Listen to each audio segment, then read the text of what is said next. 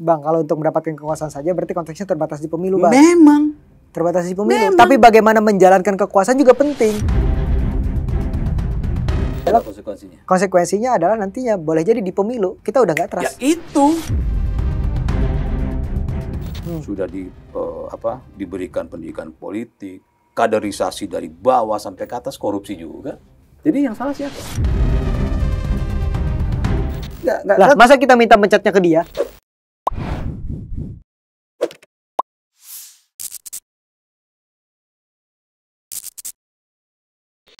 Kita masuk ke tugas ketua umum partai politik.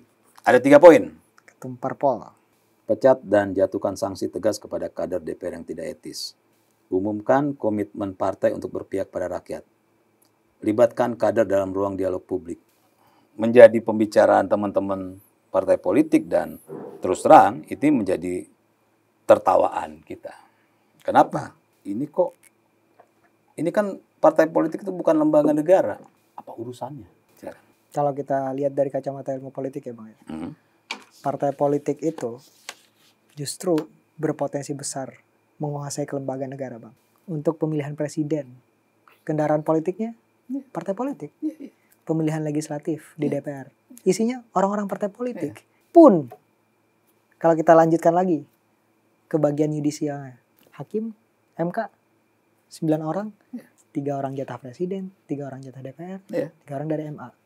Nah sekarang dengan kita lihat pemetaan aktor tadi, isinya orang-orang politik, Bang. Orang-orang partai politik. Salahnya di mana? Nah, permasalahannya adalah kalau kita lihat, kita tarik dari momen pemilu. Sekarang, partai politik itu apakah sudah betul-betul menjalankan proses rekrutmen berbasis ideologi? Harus nggak itu? Sebaiknya seperti itu, Bang. Bukan sebaiknya, harus nggak itu? Sebaiknya seperti itu. Nggak, karena poin di sini tugas ketua umum partai politik. Iya, maksud saya bukan adalah partai politik.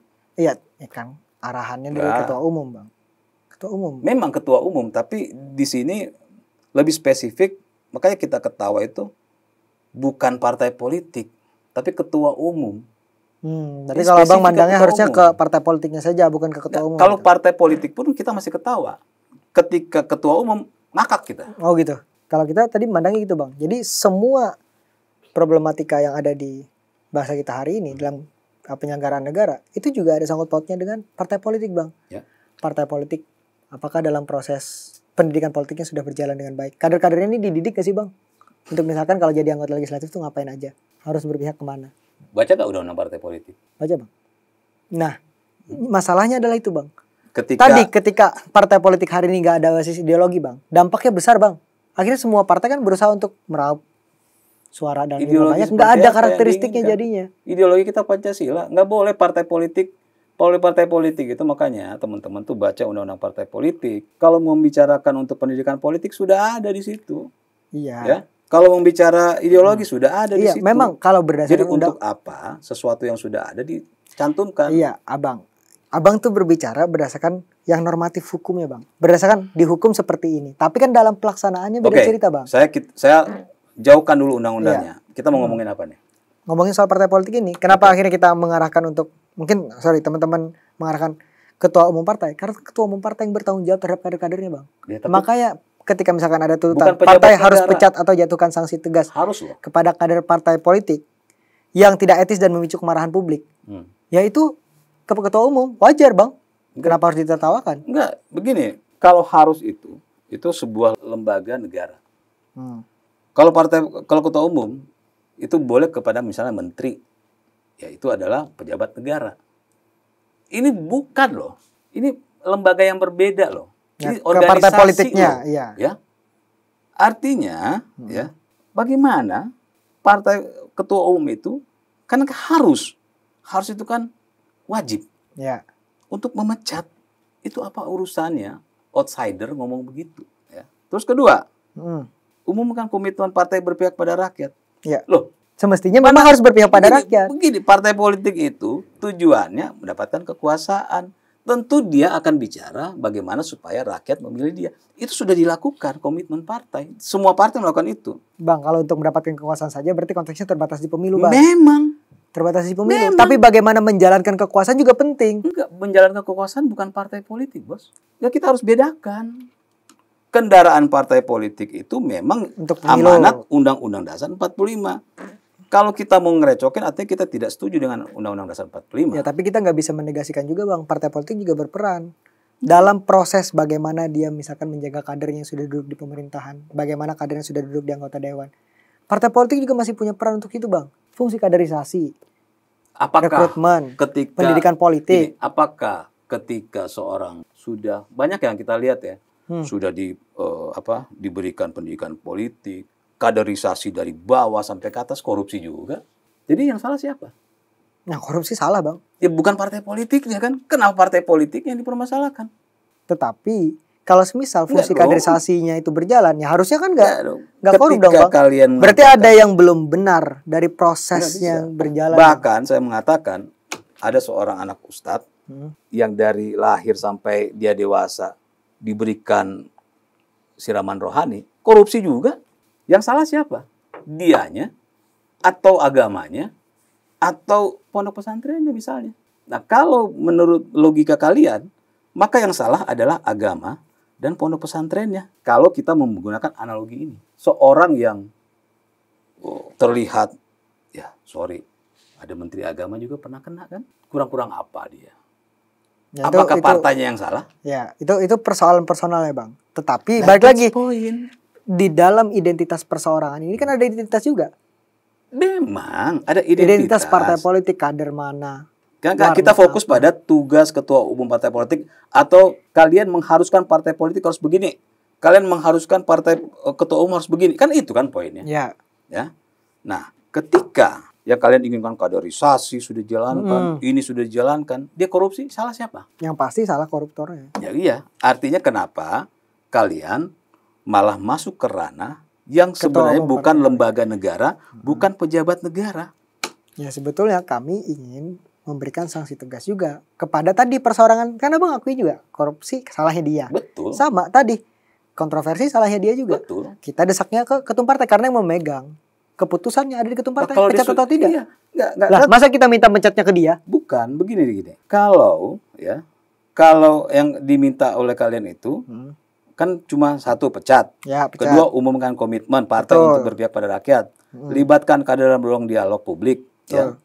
Ya. Itu kan semuanya sudah dilakukan. Itu yang kata Pak Prabowo normatif. Ini loh, saya Ya. buka aja ya. Oke. Ini sesuatu yang normatif yang dikatakan oleh Pak Prabowo.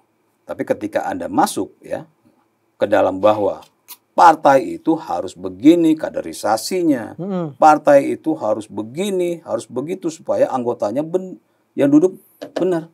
Nah, semuanya sudah dilakukan. Partai apapun ya pasti ada namanya kaderisasi. Betul. Orang-orang terbaik yang dilakukan. Ketika korupsi, salahnya di mana? Salah partai, salah ketua umum, atau salah orangnya? Salah orangnya. Ya, berarti Tetapi Bang, ini nggak nyambung berarti kan? tetapi yang perlu dikaji juga secara mendalam, perlu diinvestigasi juga apakah ada keterkaitan antara koruptornya dengan partai politik yang bersangkutan. Ini kalau ngomongin soal korupsinya Bang ya. Karena kita nggak bisa juga menafikan bahwa ini salahnya dia secara persoalan. Ingat Bang, korupsi itu bareng-bareng. Oke. Jarang sendirian. Ya. Nah itu Betul. juga harus diteliti juga. Jadi nggak bisa juga kita menafikan bahwa ini salahnya dia saja tok gitu. Makanya. Tanpa kita melihat ada variabel lain, variabel partai politik. Boleh jadi juga variabel mungkin lingkungan rumahnya, keluarganya. Nah makanya kemudian partai politik, ketua umum partai politik sebagai tokoh yang merepresentasikan menjadi wajah di partai politik, ngelihat kadernya nih Bang, ada yang nggak beres, kita minta coba sanksi tegas. Itu yang kita minta Bang sebetulnya. Betul. Nah artinya. Sehingga kemudian ini jadi pembelajaran juga. Dan ini juga justru sebenarnya membantu partai politik Bang. Supaya apa? Benalu di partainya bisa dipotong. Nggak ada. Jadi gini, Itu, Bang. di partai politik. Makanya kan saya fokus pada poin dari kalian, tugas ketua umum partai politik. Ya. Yang dimana ya sudah mengatur internal urusan partai politik yang bukan lembaga negara, yang bukan pejabat negara. Tetapi punya pengaruh terhadap penyelenggara negara. Tapi Anda mengakui bahwa ketika melakukan kesalahan, kan Anda bilang harusnya kaderisasi dong supaya bagus. Sudah dilakukan kaderisasi nggak bagus, terus apa masalahnya dengan ketua umum? Apa masalah dengan partai? Ya kita nggak bermasalah dengan ketua umum Bang. Nah, ini kita kan bermasalah dengan kadernya tapi menuntut ke ketua umum. Kalau di poin Karena ketua umum ini- punya tanggung jawab terhadap kader-kadernya Bang. Kalau di poin ini tidak seperti itu. Loh, kok Di tidak poin seperti itu, ini Bang? adalah ya pernyataan saya tegas kepada kader yang tidak etis. Tidak etis dan memicu kemarahan publik. Abang jangan kesampingan dan memicu kemarahan publik Bang. Enggak, iya memarahan kepentingan publik. Iya. Iya kan? Nah sekarang kalau seandainya partai politik tidak mau seperti yang di PDI, dia tidak mau mengaktifkan atau memecat. Nah itu konsekuensinya Ada adalah nggak konsekuensinya? Konsekuensinya adalah nantinya boleh jadi di pemilu kita udah nggak trust. Ya itu. Iya. Ya artinya gini, artinya apa itu yang konsekuensinya yang pasti ya Bang. Yang pasti adalah bahwa partai itu tidak akan dipilih lagi misalnya. Ya. Sudah selesai. Ada itu adalah resiko pribadi, resiko lembaga yang tidak mau mendengarkan aspirasi. Betul. Iya, betul. Nah, itu kan Salah sudah ada satu. sanksinya. Iya. Artinya kalau ini kan tuntutan itu kan adalah sesuatu yang harus dilegalkan. Artinya mesti dilegalkan. Masa ketua umum dipaksa bukan lembaga negara untuk memecat kadernya hanya karena opini? Kan nggak begitu. Karena ini bukan lembaga negara. Ketua umum itu bukan pejabat negara. Iya. Tapi apakah tidak boleh ketua umumnya mendengarkan opini ya, tadi? Boleh saja kan? Tapi kalau ketika di sini sudah ditugaskan harus begini, kan ini kan tuntutan harus katanya. Iya, betul. Ya, berarti tapi kan makanya konsekuensinya dia tidak dipilih lagi. Itu salah satu konsekuensinya. Konsekuensi lainnya nanti tergantung bagaimana respon masyarakat melihatnya. Ya. Itu kan jadi satu tarik ulur sekarang gini, antara masyarakat dan juga ketua umum ketika partai politik. PDIP tidak melengsarkan 2 anggota dewannya, apakah kena sanksi hukum ke PDIP? Enggak kan? Enggak. Ya udah. Iya. Artinya ini yang dikatakan oleh Pak Prabowo normatif. Tetapi kita yang lanjut normatif itu yang semestinya dilakukan kan Bang? Kita lama loh. Iya. 2 lagi ya. Coba. Tugas Kepolisian Republik Indonesia. Oke. Bebaskan seluruh demonstran yang tahan. Hentikan kekerasan polisi dan taati SOP pengendalian massa. Tangkap dan proses hukum anggota dan komandan yang melanggar tindakan kekerasan dan melanggar HAM. Coba dijelasin apa sih? Ya, ini kan tadi kita sempat diskusi ya Bang untuk membedakan demonstran dan anarkistis. Nah, sebetulnya terkait dengan jumlah demonstran yang sempat ditangkap itu udah nyampe 3.000-an Bang. Itu data dari teman-teman LBH kalau nggak salah. Demonstran, kita bicara Kita bicara demonstran ini Bang. Nah, makanya kemudian tuntutan kami adalah bebaskan kawan-kawan kami. Karena tadi kita kan juga sama-sama sepakat Bang. Ya. Bahwa demonstran ini bukan bagian daripada anarkistis. Ya. Nah, makanya kita menuntut itu. Salah satunya mungkin yang Abang tadi sempat mention ya. Direkturnya LSM, Lokataru, Del Pedro gitu. Dituduhnya sedang melakukan provokasi. Padahal dia pun sebetulnya tidak datang ke masa aksi, ditangkap. Nah ini kan akhirnya menimbulkan gejolak di publik juga. Kenapa? Makanya kita nuntut untuk dibebaskan. Tapi justru statementnya Pak Yusril ya kalau nggak salah, minta ya harusnya melalui proses hukum dulu. Memang harus begitu. Gitu. Masa ketika yang kami jaga adalah jangan sampai ini adalah bentuk daripada kriminalisasi terhadap aktivis. Makanya harus begini, makanya hukum itu pihak kepolisian itu adalah mempertemukan nih ya. Yang ini dan ini gitu. Itu saya sempat ngomong diskusi dengan pihak kepolisian. Itu dia tidak bisa menjudge orang itu terbukti salah. Dia cuma hanya mengumpulkan nih, ini buktinya ada nih. Ya, dan itu proses di pengadilan. Kalian proses dong. Jangan sudah meyakini orang itu tidak bersalah. Ini negara hukum loh. Konstitusi kita mengatakan. Iya, kalau hukumnya benar-benar ditegakkan.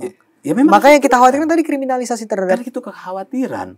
Karena memang kekhawatiran itu berdasar Bang. Berdasarkan apa? Fakta-fakta yang mungkin sebelumnya pernah berlangsung, pernah terjadi data-data, atau mungkin pengalaman-pengalaman. Tapi kan secara hukum, kalau Abang ngelihat di elit politik aja takut dengan RUU perampasan aset Bang, karena mungkin ini dijadikan senjata atau alat politik, apalagi Polri Bang, itu alat negara, bisa dijadikan alat politik juga untuk nangkap demonstran, dan itu mengkriminalisasi masa aksi. Boleh nggak? Makanya tadi Bang, kalau semisal nanti diproses, yang ngeproses juga orang-orang pemerintah, kaki tangannya rezim, ya. Nah, itu hasil seperti apa yang diinginkan? Nanti kita itu diskusi yang berbeda. Maksud saya adalah ya ketika siapa Del Pedro itu kan ditangkap kan ya tentu sudah ada bukti-bukti sementara ya dong. Nah bahkan di challenge juga dong membantah bukti-bukti itu. Jangan juga di negara hukum ini tiba-tiba hanya karena desakan ya segitu banyak orang akhirnya dibebaskan. Kalau mau pakai logika begitu, saya korupsi nih ya, saya bayar aja orang ribuan masa turun menyatakan saya tidak salah, bebas dong saya. Kalau pakai logika itu, makanya kita negara-negara hukum. Pastikan juga hukumnya benar-benar ditegakkan. Nah itu artinya kalau mau pakai. Masalahnya kan yang menjadi kenyataan tuh kadang apa yang tertulis hitam di atas putih dalam norma-norma hukum ini, ketika misalkan dalam pelaksanaan atau penegakannya tidak seideal itu.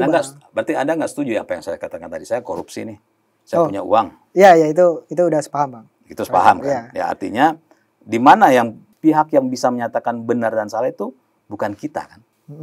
Bukan pihak kepolisian, bukan juga pihak yang ditangkap oleh polisi. Ya, itu kan klaim semua. Betul, klaim. Endingnya di mana? Pengadilan. Pengadilan. Ya. Kenapa nggak kita ikuti proses itu aja? Ya. Kenapa kita harus mengklaim? Kalau ini dilakukan, saya yakin akan menjadi jurisprudensi. Jadi presiden gitu ya. Yes, gitu. Ya, yang pasti tadi jangan sampai justru penegakan hukumnya tidak seideal itu di lapangan.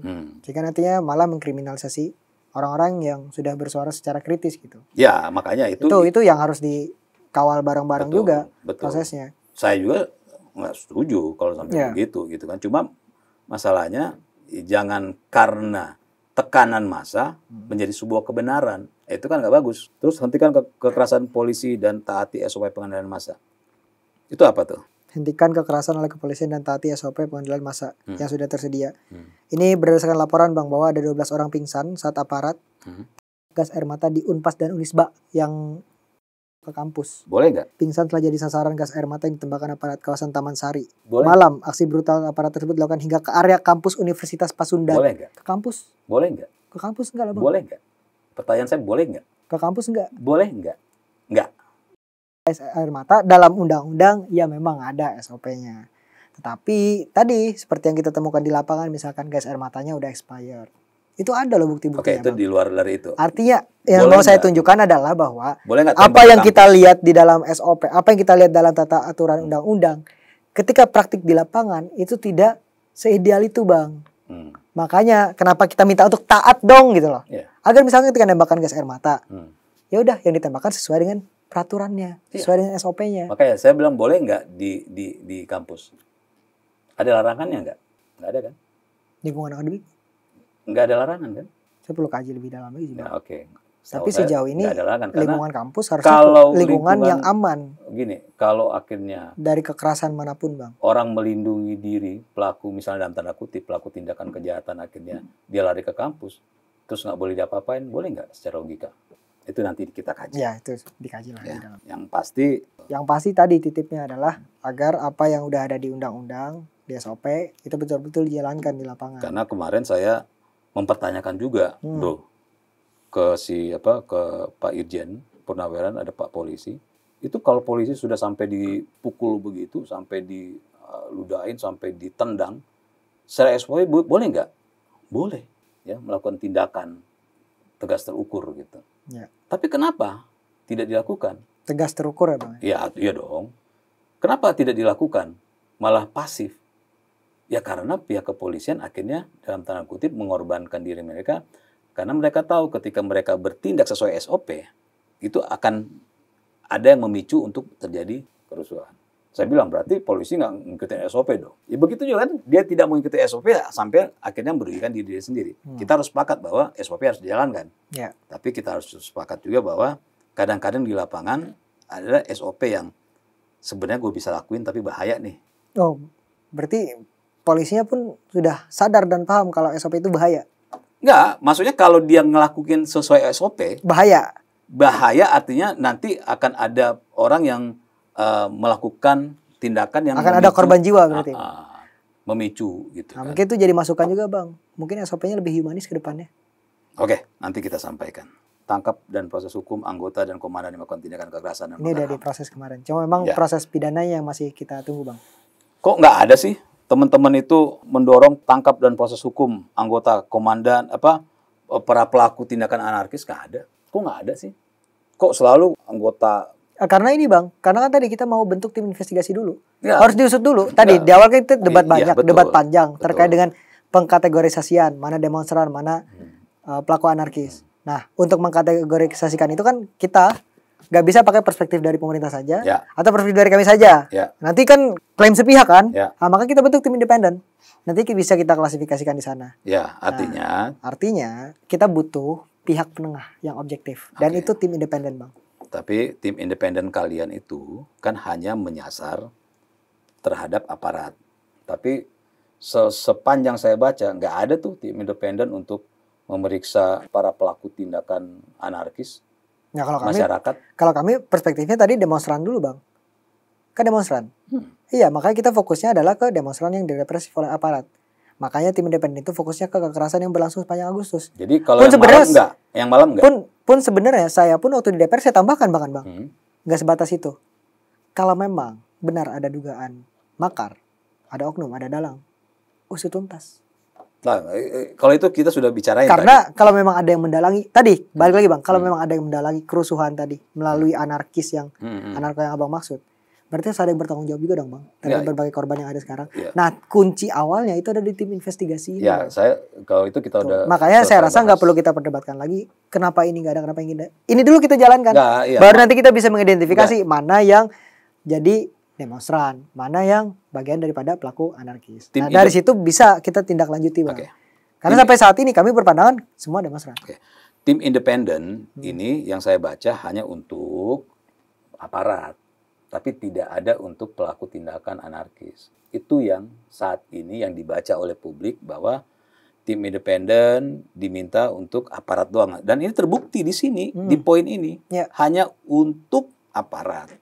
Ya, kita lagi membaca tuntutan 17+8 kan. Balik lagi ke pembahasan kita di awal Bang. Kalau dirasa ada tuntutan yang belum terakomodasikan dalam 17+8, ya silakan sampaikan. Ya artinya saya nggak bicara yang lain. Artinya ini nantinya akan berkembang terus Bang tuntutannya. Saya fokus di 17 ini aja. Artinya yang kalian tuntut baru aparat, tapi kalian harus mengakui kalian belum menuntut untuk pelaku tindakan anarkis selain aparat. Belum. Untuk 17+8 yang kita bahas hari ini belum. Tetapi itu masih bisa berkembang. Oke, masuk ke poin ke tugas TNI. Tugas TNI udah ya, kita udah bahas tadi panjang ya. Kita nggak perlu bahas lagi ya. Ini kan sama. Jadi ini yang menjadi poin yang saya juga. Poin 5 ini itu sebenarnya ada di poin 1. Kenapa dimasukin lagi sih? Akhirnya orang bilang ini cocokologi nih. Nah itu upaya mendelegitimasi tuntutan yang ada aja Bang. Ya kadang nggak sama. Tidak masuk ke ruang sipil. Tegakkan internal agar tidak mengambil alih fungsi Polri. Kembali ke barak itu kan sama poin 1. Kenapa? Jadi gini, di 17 tuntutan itu ada 4 tuntutan yang sama. Coba dicek lagi nanti ya. Ya teman-teman cek juga tuh ya. Oke, terakhir nih.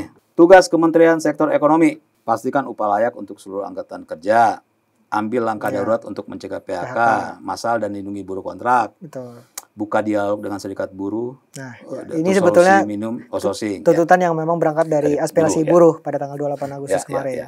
Dan ini kan menjadi persoalan yang rasa-rasanya terus-menerus Bang tiap tahun. Dan ini kan disampaikan terus di May Day. Kenaikan upah buruh, outsourcing, alih daya, terkait dengan K3 misalkan.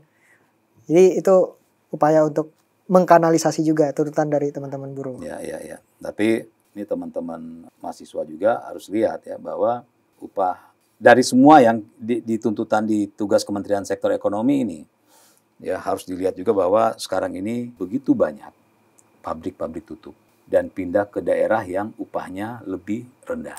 Korbannya adalah para pekerja yang tadinya misalnya gajinya 4 juta, ketika pabrik itu tutup, mereka akhirnya kerja serabutan dan sebulan dihitung mereka cuma dapat 1,5. Artinya ada penyesalan ya ketika mereka melakukan gerakan-gerakan yang akhirnya membuat perusahaan tutup. Terus kalau kita lihat lebih lanjut, ternyata negara-negara luar ya itu masih mempercayai negara ini untuk memproduksi. Kita bicara pabrik dulu ya. Karena mereka tahu kualitas kita. Ini saya ngomong ini pengalaman di lapangan. Ini kita nggak berdebat. Ini saya cuma menyampaikan aja. Saya menitipkan ke Bro Agus ya bahwa banyak sekali dari negara-negara luar yang pengen kita memproduksi, karena tangan kita tangan handal pekerja kita. Dan murah. Tapi akhirnya nggak jadi murah. Akhirnya mereka pindah ke misalnya Jawa Tengah di pelosok. Nanti akhirnya naik lagi, pindah lagi. Dan akhirnya mereka terpaksa. Saya udah ngomong dengan beberapa pengusaha luar. Mereka pindah ke Thailand itu terpaksa karena kualitasnya itu lebih bagus Indonesia. Nah ini yang saya titip ke Bro Agus dan kawan-kawan untuk soal urusan buruh dan soal ekonomi. Ini contoh ya Bro Agus ya. Akhirnya tadinya ada pabrik nih ya. Pabrik itu menghidupin UMKM. Tapi karena pabrik itu tutup, UMKM-nya nggak dapat order, Yang orang kerja di pabrik pun akhirnya nganggur. Hmm. Nah, ini yang harusnya dilihat dari sisi yang berbeda gitu. Itu sih, Ya. Bro Agus, poin ini saya titip. Siap. Aspirasi. Ya. Dan saya tambahkan sedikit Ya. ya Bang ya. Kalau berbicara soal hubungan industri yang sebetulnya kan aktornya ada 3 Bang. Iya, iya. Buruh, negara, dan juga pengusaha, pemilik modal. Harapan kita adalah negara ini hadir sebagai mediator. Ketika misalkan upah buruh dirasa terlalu rendah. Sementara perusahaan sudah sebegitu banyak yang penumpukan profit atau keuntungannya. Ini kan harusnya didistribusikan Bang. Negara hadir di sana untuk mengingatkan perusahaan bahwa kita punya aturan katakanlah. Agar bisa ditingkatkan upah buruhnya. Pun sebaliknya. Kalau semisal nantinya, tadi kan ada perusahaan misalkan bangkrut gara-gara ketinggian naikin upah buruhnya. Silakan dikomunikasiin. Tetapi peran negara tuh harus hadir. Dan hadirnya negara itu semestinya kepada rakyatnya dulu Bang. Kepada buruh. Karena yang paling rentan di sini buruh Bang. Iya, betul, setuju. Setuju. Dan itu yang pengen kita tekankan terus kepada misalkan Kemenaker. Nah, jangan sampai juga Kemenakernya memanfaatkan posisinya untuk ngancam-ngancam gitu kan. Ayo. Ngomong kemana nih? Wamen nih? Ya, jangan juga seperti itu. Jadi kehadiran negara itu harus benar-benar tadi sebagai pihak yang memperjuangkan kepentingan buruhnya, pun juga dengan tetap mempertimbangkan lah apa yang semestinya dilakukan oleh para pemilik modal. Begitu sih Bang. Betul. Kalau terkait dengan buruh ini. Kalau terkait buruh itu banyak ya. Ini saya sampaikan juga nih buat informasi ya. Sekalian saya titip pesan, titip aspirasi di mana harusnya teman-teman buruh ini serikat, karena banyak yang akhirnya perusahaan dan buruh akhirnya sepakat, ayo dong supaya kita hidup bareng-bareng, kita upahnya nggak segini ya gitu kan. Nanti kalau sudah order udah makin banyak, kita sesuaikan. Tapi kenyataannya akhirnya bisa dipidana loh si pengusahanya gara-gara itu. Ini yang terjadi sekarang ini. Makanya aku titip pesan, titip aspirasi. Siap. Oke? Siap. Terima kasih ya. Ini podcast panjang kita nih, OTT ya. Paling panjang nih, menarik nih. Bro Agus ya. Terima kasih. Saya benar ini tulus saya mengatakan Bro adalah orang yang berani untuk menyampaikan pendapat dan pasti sudah menyadari pendapatnya akan di-challenge di sini. Ya pasti dong, nggak mungkin nggak cari-cari tahu kan. Angkat topi saya. Di antara para influencer dan yang lain ketakutan untuk hadir di sini gitu. Bro, seorang diri berani untuk datang ke sini dan memberikan pendidikan politik ke masyarakat. Siap. Terima kasih ya Bro. Siap. Terima kasih banyak Bang. Terima kasih. Saya pikir cukup. Terima kasih.